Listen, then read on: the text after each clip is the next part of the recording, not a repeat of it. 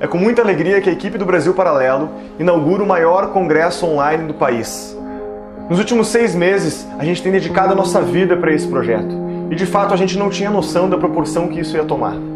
São milhares e milhares de pessoas ao redor do Brasil e fora do Brasil que se inscreveram para esse congresso. E isso só nos mostra o quão importante é esse conteúdo na vida das pessoas.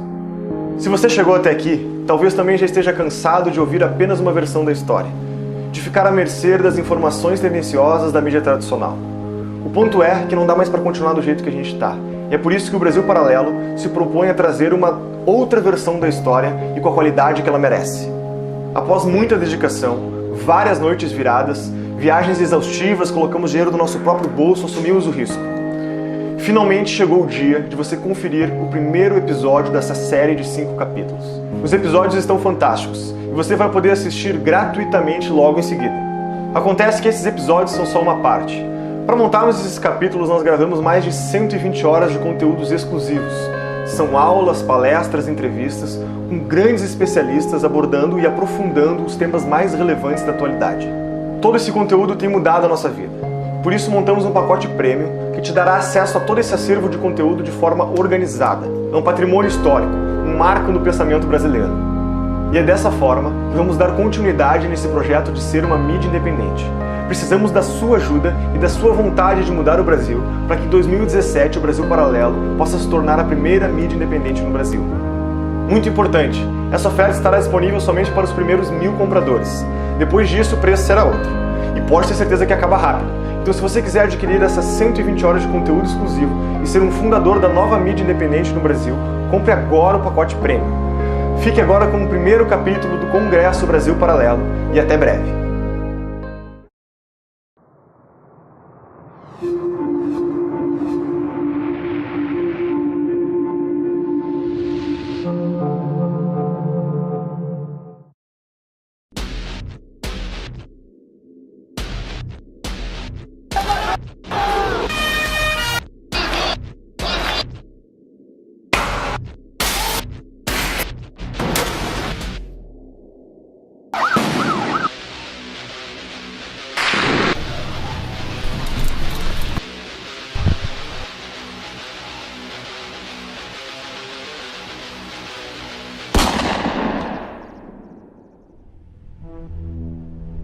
13,64% dos homicídios no mundo acontecem aqui no Brasil.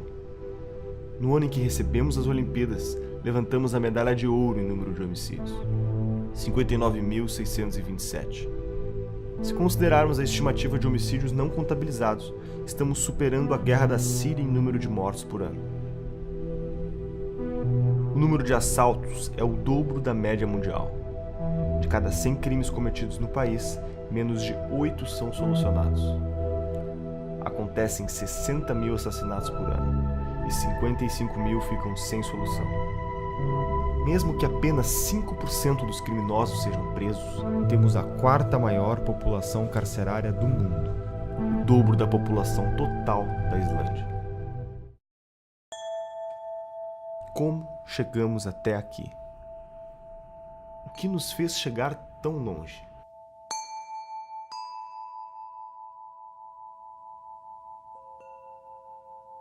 Será que as coisas precisam ficar mais graves? Será que o problema ainda não chegou na sua casa? O que estamos fazendo de errado?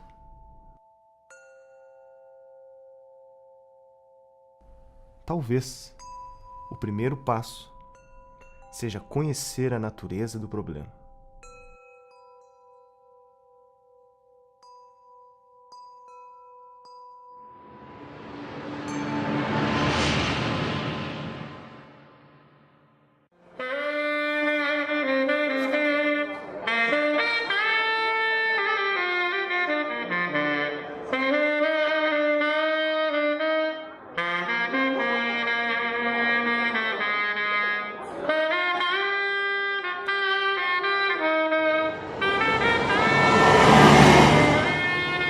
E nós pagamos um alto preço pela nossa missão. Então, por ano, nós temos uma média de mais de 500 policiais mortos no Brasil. que são números devastadores. Praticamente não existe outro país no mundo que tem números como esse.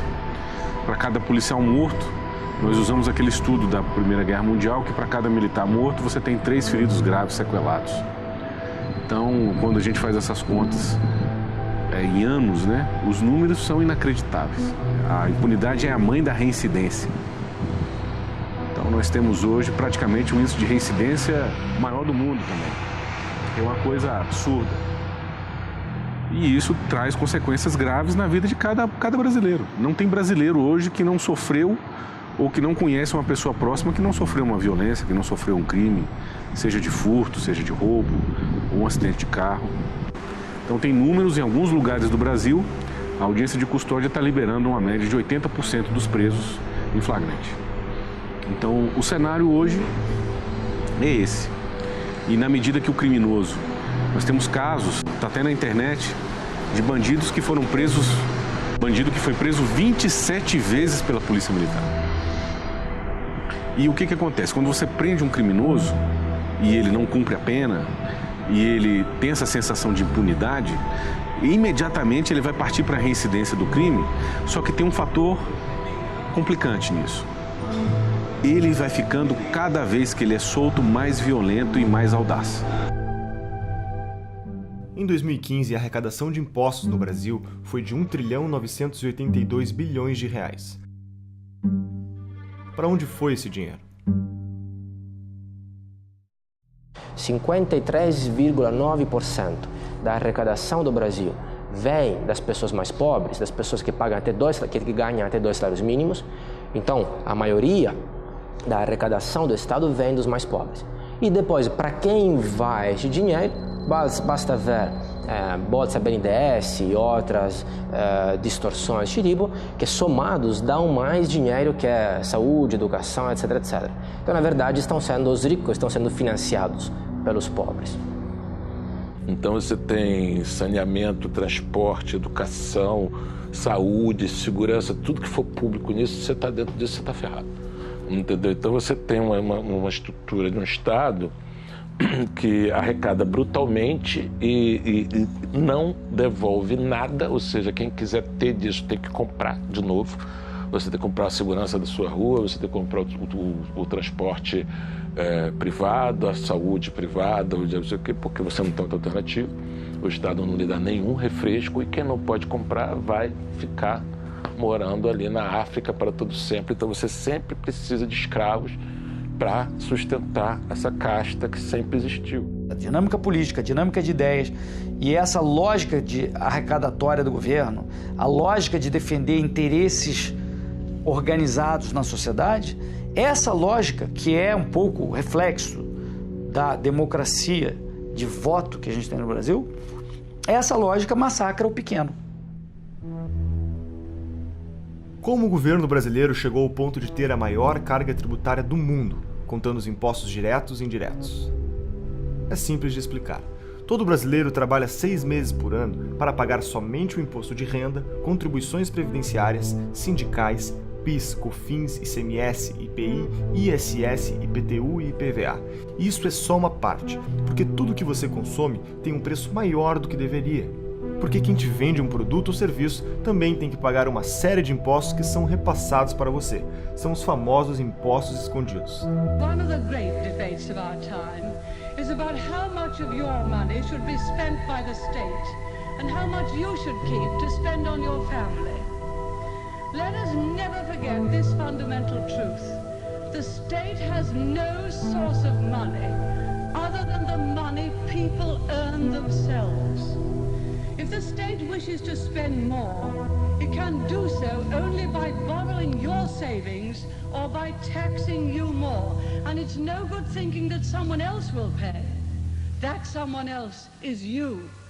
Bom, já sabemos que a única fonte de receita do governo é o imposto. Desde o início eles tinham essa visão de que o Brasil precisaria criar um grande mercado interno, de massas, né, baseado, portanto, na vocação do nosso povo a consumir, daí o Bolsa Família, daí várias alocações sociais, familiares e outras induções ao consumo popular. criação de um banco popular, que foi uma fraude também, não é? Porque só gastou em publicidade. Enfim, eles fizeram vários mecanismos de demand side, em vez de supply side, achando que o aumento do crédito, ou seja, a disponibilidade de recursos na mão de consumidores iria fazer com que imediatamente a oferta aumentasse, né? Você então tem a típica política keynesiana, vamos abrir buraco, pagar o cara para abrir buraco, depois para fechar o buraco, com esse dinheiro ele vai comprar produtos e o capitalista então vai movimentar os seus espíritos animais, investir. E é uma equação que não funciona. Aliás, o multiplicador keynesiano é uma fraude em si, é uma fraude econômica. O keynesianismo nada mais é do que uma política anticíclica adaptada para período de crise, para tirar o país do ciclo depressivo e levantar. Então, aquilo é necessariamente temporário e emergencial. Na América Latina, o keynesianismo foi transformado em teoria do desenvolvimento pelo Raul Prebisch, né? E nos companheiros virou um mito do desenvolvimento, né? O Celso Furtado e outros. O keynesianismo virou o keynesianismo de botequim, como eu digo, e foi o que o Manteiga fez. O Manteiga é um típico keynesiano de botequim, então todas as políticas foram nesse sentido e deram errado, né? Deram errado porque não podiam dar certo, né? Quando você estimula a demanda sem ter a base suficiente dos investimentos, e os investimentos são fracos porque você tem necessariamente no Brasil uma taxa de poupança muito modesta, né? Mesmo juntando com a poupança externa, você não consegue mais de 20% do PIB, e você tem uma despoupança estatal muito grande, né? O Estado ele pratica aquilo que os economistas chamam de crowding out. Ele retira recursos que poderiam estar no setor privado, nos consumidores, nos indivíduos, famílias ou empresários que poderiam ou poupar e emprestar num mercado de crédito aberto, né, baseado em juros não manipulados pelo governo, ou investir, não é? Mas o mercado é muito concentrado no Brasil, mais de 40% do crédito é talvez concentrado nos bancos oficiais, não é? A consequência é: quanto mais dinheiro perdiam, mais dinheiro confiscavam. Quanto mais dinheiro gastavam, mais dinheiro imprimiam. Tudo para dar a impressão que estava tudo bem. Jamais deixaremos que a inflação volte a esse país. Hoje ela está sob controle. O Doing Business é um indicador que mede a facilidade de fazer negócios em um país. De um total de 189 nações, o Brasil está em 123º lugar, perdendo 5 posições em relação à colocação do relatório anterior, o Doing Business de 2015. Os casos mais críticos são os procedimentos para abertura de empresas, em que estamos em 175º lugar. Casos preocupantes também são a obtenção de alvarás de construção, registros de propriedade e regras de comércio internacional. Mas quando, por exemplo, um caso que eu sempre cito, o meu avô comprou o primeiro carro, não tinha ainda as prestações, o mercado de crédito atual, para ele amortizar este custo que ele teve, ele começou a dar carona para as crianças nas escolas e levava para casa. Imagine, colocando um monte de crianças nestes carros, não sei, dos anos 50, 60, imagine isso hoje. Seria proibido, seria processado por normas de segurança e coisas ainda mais complicadas. Então, basicamente, tudo que o pobre tenta fazer é proibido.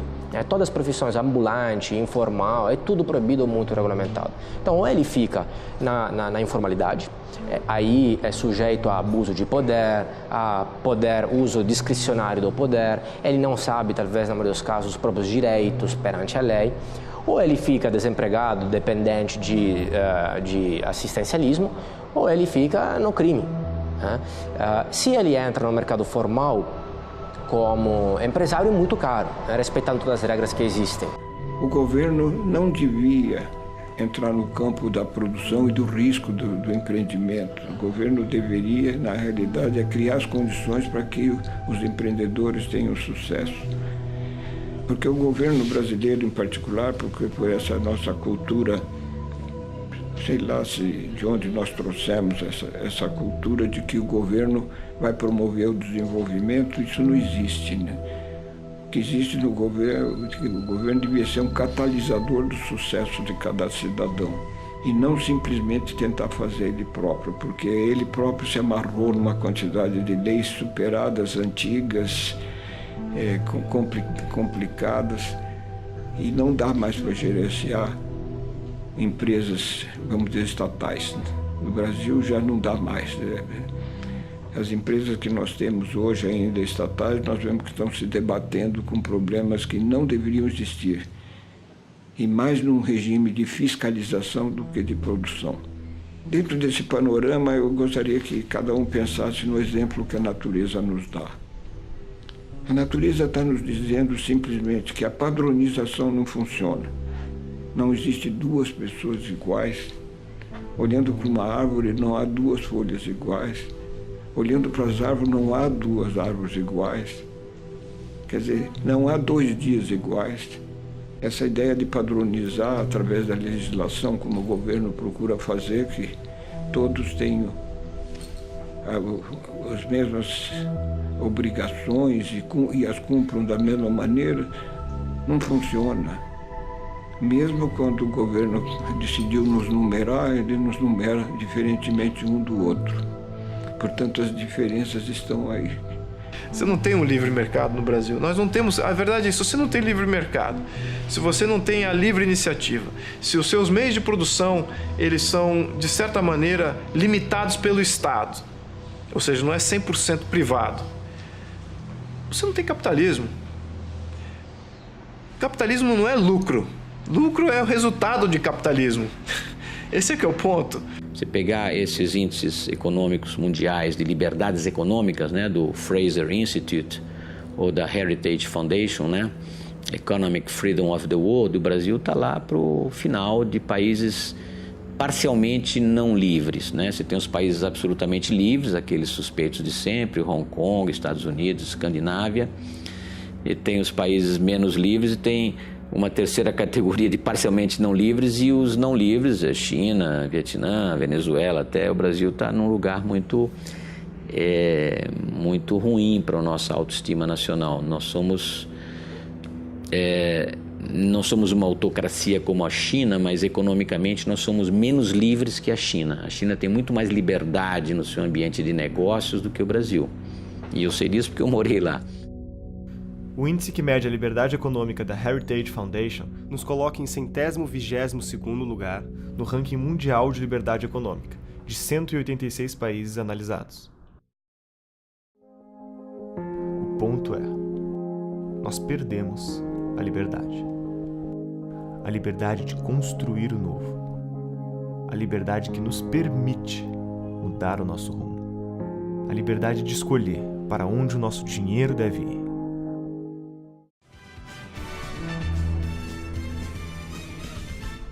A economia brasileira teve uma queda de 3,8% no ano passado. É a maior recessão em 25 anos. Alta de quase 2% e fechou o dia cotado a R$ 4,05. E o que todos esses números traduzem é a realidade de milhões. Só este ano a moeda americana subiu mais de 52%. A taxa de desemprego no Brasil bateu um novo recorde. Muita gente nem seguro-desemprego tem mais. Uma decisão do presidente da Câmara, Eduardo Cunha, mexeu com o cenário político. Todo esse cenário não permite ser um território fértil para a produtividade.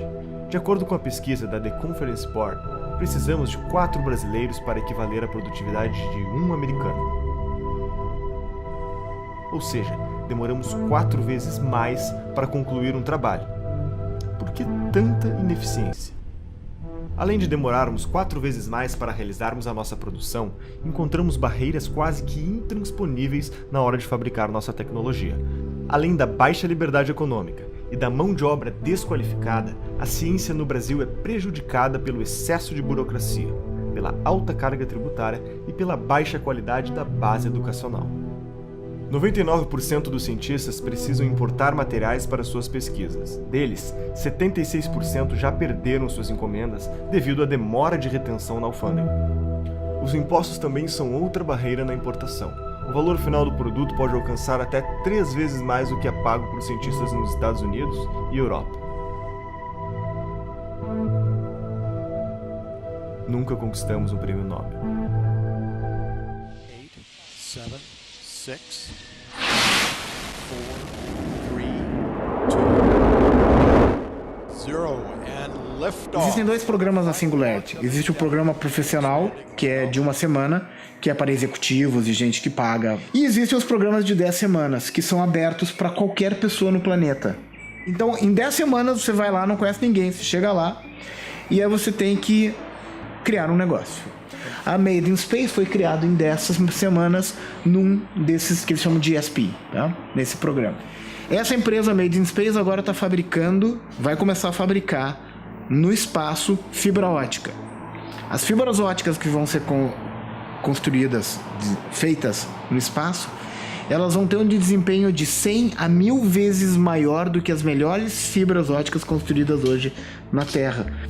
Então se imagina se você traz essa fibra para cá e começa a utilizar essa fibra para transporte de dados, para cálculos matemáticos, quão mais rápidos nós produziremos coisas na Terra. Isso a gente via nos filmes, tá? Isso está acontecendo. Mas isso só está acontecendo porque existe uma liberdade fantástica para a construção disso. E aí eu me dei conta de que eu teria que pegar uma cápsula do tempo, que na verdade é um avião da United, e retornar para cá. Porque agora, se você... é possível viajar no tempo? Sim. Pega um avião e vai para São Francisco.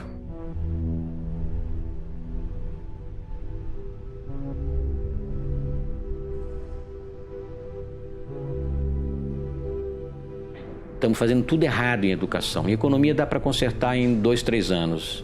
Educação, se você fizer as coisas certas, os resultados vão vir só daqui a 15 anos. O nosso país tem como slogan a pátria educadora. Nos relatórios do Estudo PISA, os alunos brasileiros ficam apenas no 58º lugar em matemática entre os 65 países e territórios analisados. Apenas 0,8% dos alunos brasileiros atingem os níveis 5 e 6 nas disciplinas, que exigem análises complexas. Em Xangai, na China, primeiro do ranking em matemática, mais da metade dos estudantes integram os níveis 5 e 6 de alta performance.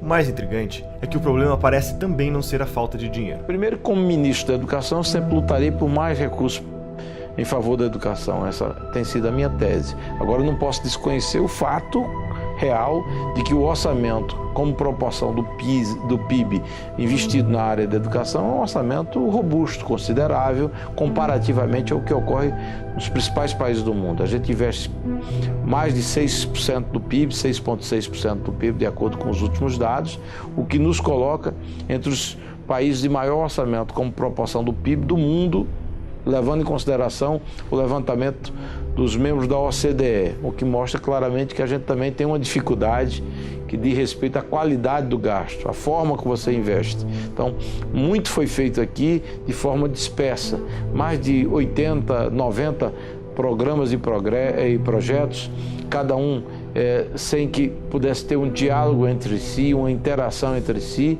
colocando um grau de ineficiência muito forte e de desperdício de dinheiro público que salta aos olhos e que necessita realmente uma correção de rumo. Países como Suíça, Estados Unidos e Coreia do Sul investem proporcionalmente menos do que o Brasil e têm um retorno significativamente maior. Entretanto, há uma tese que afirma que o problema é a desigualdade de renda. Mas podemos ver o desempenho dos mais ricos versus os mais pobres e compará-los com outros países. Notamos que os alunos mais ricos do Brasil têm uma performance abaixo dos alunos considerados pobres de países desenvolvidos. A educação brasileira hoje está na UTI. O IDEB para o ensino médio desde 2011 não é atingido, a meta fixada, e os anos finais do fundamental também não, o que mostra que falta qualidade. A gente tem um passo muito largo e importante em termos de universalização, de acesso, principalmente no fundamental, mas nós vivemos e convivemos ainda com a realidade muito difícil, afetando diretamente a vida dos jovens e das crianças do Brasil.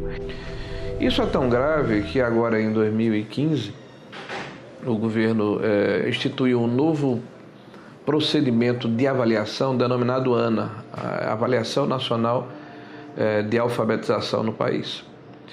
E identificou, e publicou no meados do ano passado, identificou que 56% das crianças brasileiras no terceiro ano do ensino fundamental, que de acordo com a própria legislação e o PNE deveriam estar plenamente alfabetizadas, que seriam crianças de 8 anos de idade, essas crianças são analfabetas ou analfabetas funcionais. Então, você definiu o estágio de 1 a 5, elas estão no estágio 1 e 2, ou seja, não conseguem ler e decodificar um texto de 10 linhas, nem tampouco fazer de forma adequada as 4 operações matemáticas. De uma forma cartesiana, você poderia entender que os demais 44% estão alfabetizados. Não, estão em escalas intermediárias. Você só tem 11% das crianças brasileiras que têm um grau de alfabetização plena que permite que passe para as fases subsequentes dos ciclos educacionais sem um gap, sem dificuldade, sem uma diferença no seu processo. O que é que isso acarreta? O aluno, na hora em que ele não consegue introspectar o conhecimento, porque isso é cumulativo, ele vai ficando no meio do caminho.